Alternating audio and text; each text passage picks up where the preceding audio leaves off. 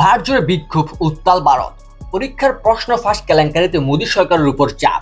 ভারতের বিভিন্ন শহরে হাজার হাজার তরুণ তরুণী আবারও রাস্তায় নেমেছেন। জাতীয় পর্যায়ে গুরুত্বপূর্ণ পরীক্ষার প্রশ্ন ফাঁস কেলেঙ্কারিকে কেন্দ্র করে শুরু হওয়া এই আন্দোলন এখন শিক্ষা, কর্মসংস্থান সুযোগের অভাব এবং সরকারের জবাবদিহিতা নিয়ে বৃহত্তর জন অসন্তোষ রূপ নিয়েছে। বিক্ষোভকারীদের দাবি, সরকারের ব্যর্থতার কারণে লাখো শিক্ষার্থীর ভবিষ্যৎ অনিশ্চিত হয়ে পড়েছেন। আন্দোলনে অংশ নেওয়া অনেক শিক্ষার্থী বলেন, তারা সরকারের কাছে শুধু একটি বিষয় চান, জবাবদিহিতা। তাদের অভিযোগ, বারবার প্রশ্ন ফাঁসের ঘটনা ঘটলেও কার্যকর ব্যবস্থা নেওয়া হয়নি।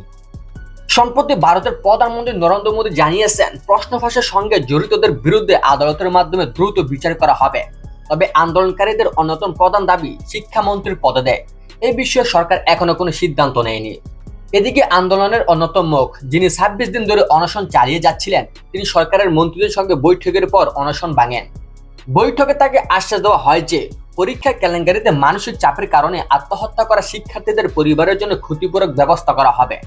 বিশ্লেষকদের মতে এই আন্দোলন ভারতের সরকারের জন্য একটি বড় রাজনৈতিক ও প্রতীক চ্যালেঞ্জ হয়ে উঠেছে। তাদের ধারণা, সরকার এত বড় জনবিক্ষোভের সম্ভাবনার আগে থেকে অনুমান করতে পারেনি।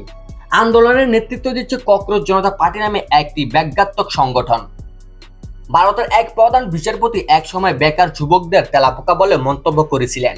সেই মন্তব্যকে কেন্দ্র করে মজা করে ওঠা এই সংগঠন এখন সরকারের বিরুদ্ধে জবাবদিহিতা ও সংস্কারের দাবিতে একটি শক্তিশালী আন্দোলনের রূপ নিয়েছে। এখন দেখার বিষয়, মোদী সরকার কি পদক্ষেপ নিতে যাচ্ছেন। সঙ্গেই থাকুন লাইভ আপডেট পেতে। ধন্যবাদ।